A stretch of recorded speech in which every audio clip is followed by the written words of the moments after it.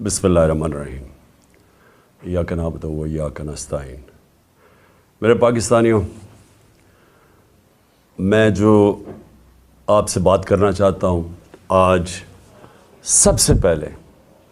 میں اس قوم کو یاد کرانا چاہتا ہوں کہ یہ کسی مقصد کے لیے پاکستان بنا تھا، کیونکہ ہم پہلی جنریشنز تھے جو اس ملک میں بڑے ہوئے۔ ہمارے ماں باپ، ہمارے بڑا جنریشن، وہ ایک غلام ہندوستان میں بڑے ہوئے تھے۔ تو میں اس لیے یاد کرانا چاہتا ہوں کیونکہ جو آنے والی ہماری نسلیں ہیں ان کو پتہ ہونا چاہیے کہ یہ اتنی سٹرگل تھی، ایک ہمارے عظیم لیڈر قائد اعظم، انہوں نے اتنی جد و جہد کی، اتنی قربانیاں دیں، پتہ تھا کہ ان کی زیادہ دیر زندگی نہیں ہے، لیکن انہوں نے کیوں اس خواب کے پیچھے اپنی جان کی قربانی دی، اور پھر لاکھوں لوگ انہوں نے جب پاکستان بنا تو اس وقت اس بارڈر کے اوپر، یہ جدھر میں لاہور میں بیٹھا ہوا ہوں، یہاں اس بارڈر کے اوپر اور سارا جو نیچے پنجاب کا بارڈر تھا، یہاں لاکھوں لوگوں کی قربانیاں تھیں۔ تو اس لیے یہ ضروری ہے سب سے پہلے آپ اپنی قوم کو سمجھانا کہ یہ بڑا خواب تھا پاکستان کا۔ اور ہم نے جب بات کی تھی کہ اسلامی فلاحی ریاست، تو یہ یاد رکھیں کہ ہر مسلمان وہ ایک ہی پیریڈ کی طرف دیکھتا ہے جس سے وہ سمجھتا ہے کہ اسلام کی گولڈن ایج تھی، ہمارا سنہری دور تھا، اور وہ تھی مدینہ کی ریاست۔ تو ہم نے اس کو بیس کیا تھا، اس کے اوپر ہماری جو آبجیکٹو ریزولوشن ہے،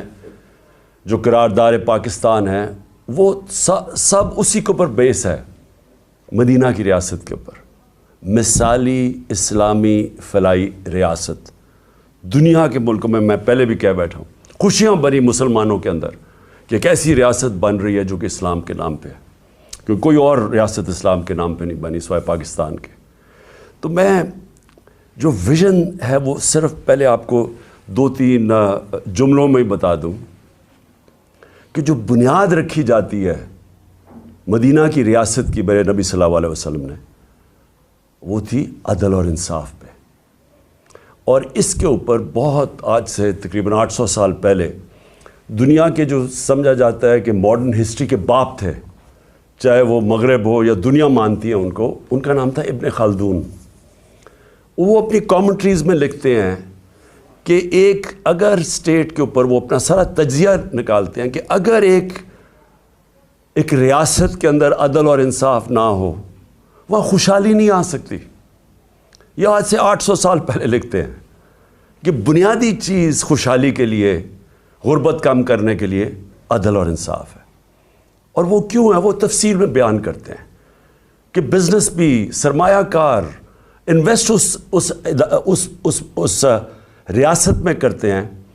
جہاں ان کو پتہ ہو کہ یہاں قانون مکمل طور پہ ان کی حفاظت کرے گا، کوئی طاقتور آ کے ان کی زمین پہ، ان کے کاروبار پہ قبضہ نہیں کرے گا، جو وہاں کا ٹیکس کا نظام ہوگا وہ منصفانہ ہوگا، ان کو کوئی یہ خوف نہیں ہوگا کہ آتے ساتھ ہی کوئی قبضہ گروپ ان کی جگہ پہ قبضہ کر لے گا، کیونکہ وہ انصاف ہوگا۔ جدھر انصاف ہے وہ قبضہ گروپ نہیں ہے، جدھر انصاف ہے وہ ظلم نہیں ہے، جدھر انصاف ہے وہ NRO نہیں ہے، وہ بڑے لوگ چوری نہیں کر کے معاف نہیں کروا سکتے، کیونکہ قانون کے سامنے سب ایک برابر ہے۔ تو یہ جب مدینہ کی ریاست کی بنیاد رکھی گئی عدل اور انصاف پہ، تو یہ یاد رکھیں کہ وہ اس وقت بڑے برے حالات تھے، خوشحالی بعد میں آئی، پہلے انصاف آیا۔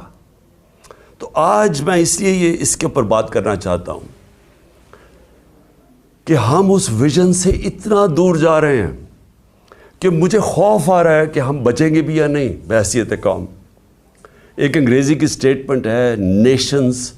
وداؤٹ اے ویژن ڈائی۔ قوم جو اپنے نظریے سے ہٹ جاتی ہے وہ مر جاتی ہے۔ تو یہ میں آپ کے لیے یہ باتیں اس لیے رکھ رہا ہوں کیونکہ جب سے یہ ایک سازش کے تحت اس ملک کے مجرموں کی حکومت ہمارے اوپر نافذ کی گئی، ذرا ملک کے حالات دیکھ لیں کہ کدھر سے کدھر پہنچ چکے ہیں۔ اور میں اس لیے یہ آپ کے لیے کہہ رہا ہوں کیونکہ اب جس طرف آپ جا رہے ہیں میں آخر میں ادھر آؤں گا کہ اگر ہم بحیثیت قوم، میں اپنی ساری قوم کو، پارٹی کو نہیں کہہ رہا، قوم کو کہہ رہا ہوں کہ اگر آج ہم نہیں جاگیں گے اور ہم جد و جہد نہیں کریں گے، ہم سب ذمہ دار ہوں گے جس طرف اب ہم جس رخ پہ نکل چکی ہیں۔ سب سے پہلے معیشت آ جائے۔ دیکھیں معیشت جو ہے نا، اس کے اوپر بھی ایک بڑا ضروری ہے، میں جو شروع میں بات کی کہ ادھر بھی انصاف چاہیے ہوتا ہے، رول آف لا چاہیے ہوتا ہے، سرٹنٹی چاہیے ہوتی ہے لوگوں کو۔ یہ جب تک مجھے یہ اعتماد نہیں ہوگا کہ آج جو میں یہ فیکٹری بنا رہا ہوں، میں دکان بنا رہا ہوں، میں پیسے لگا رہا ہوں، اپنی محنت کے سرمایہ کاری کر رہا ہوں، جب تک مجھے یہ نہیں پتہ چلے گا کہ یہ آگے بھی یہی سسٹم رہے گا، جب تک مجھے یہ اعتماد نہیں ہوگا کہ یہ قانون نہیں ایک دم بدل جائے گا، یہ اب سسٹم چلے گا، تب تک میں پیسے نہیں لگاؤں گا۔ بلکہ وہ یہ چھوڑیں کہ میں ملک میں نہیں لگاؤں گا، باہر سے بھی نہ کوئی پیسے لے کے آئے گا ملک کے اندر سرمایہ کاری کرنے کے لیے، اور اندر سے بھی آپ کے ہمارے جو سرمایہ کار ہے وہ کسی اور ملک میں جا کے پیسے لگائیں گے۔ آپ دبئی میں جا کے کبھی پوچھیں، پاکستانی بزنس مین وہاں کتنے کارخانے بھی چلا رہے ہیں، بزنس بھی چلا رہے ہیں، ان سے پوچھے تو صحیح کہ جب آپ کا ملک ہے، آپ نے پاکستان میں کیوں نہیں پیسہ انویسٹ کیا؟ آپ کیوں دبئی میں جا کے پیسہ لگا رہے ہیں؟ اور ملیشیا میں بھی یہی ہے۔ تو وہ سب سے پہلی بات کہیں گے کہ یہاں ہمیں اعتماد ہے ان کے قانون کے اوپر، ہمیں یہاں رول آف لا نظر آتا ہے، اس لیے ہمیں اعتماد ہے کہ جو ہماری انویسٹمنٹ ہے، جو سرمایہ کاری ہے، ان کا قانون اس کی حفاظت کرے گا، اس لیے لوگ انویسٹ کرتے ہیں۔ اور ہماری جو سب سے بڑی طاقت ہے اوورسیز پاکستانی، جن 1 کروڑ اوورسیز پاکستانی ہیں، 10 ملین اوورسیز پاکستانی ہیں، آپ یہ سمجھ جائیں کہ اگر ان میں سے میں پھر سے ایک فگر دیتا ہوں، 20 لاکھ بھی 15 سے 20 لاکھ پاکستان میں سرمایہ کاری کرنی شروع کر دیں تو ہمیں کوئی کسی کے سامنے ہاتھ پھیلانے کی ضرورت نہیں پڑے گی۔ لیکن وہ کیوں نہیں آتے یہاں؟ کیونکہ ان کو اعتماد ہی نہیں ہمارے انصاف کے نظام میں، بلکہ جو آئے تھے ہمارے دور میں، جو آئے تھے وہ سوچ رہے ہیں ملک چھوڑ کے جانے کا۔ اور وہ کیوں میں صرف 3-4 موٹی، زیادہ میں نے اور چیزوں پہ بات کرنی ہے، تو میں صرف آپ کو معیشت کے اوپر صرف فگرز دے دوں۔ جس دن ووٹ آف نو کانفیڈنس ہمارے خلاف سازش کے تحت کیا گیا تو ڈالر پاکستان میں 178 روپے کا تھا۔ 178 روپے کا ڈالر تھا جب vote of no confidence assembly میں دائر کیا گیا۔ آج ابھی 9 مہینے ہوئے ہیں، آج پاکستان کے اندر ڈالر 100 روپیہ مہنگا ہو چکا ہے۔ صرف اب